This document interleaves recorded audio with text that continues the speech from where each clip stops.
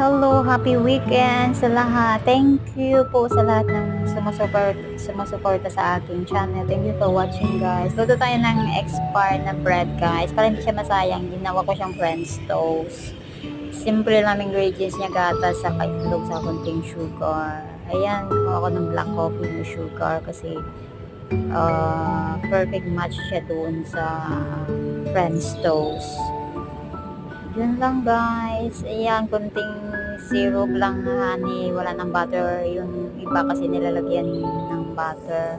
Okay na yan. Curry bells na yan. Syrup. Masarap na siya with coffee. Ayan, may simpleng breakfast ka na. French toast. Sa simpleng ingredients lang. Meron ka ng breakfast. Okay, guys. Thank you for watching. Bye!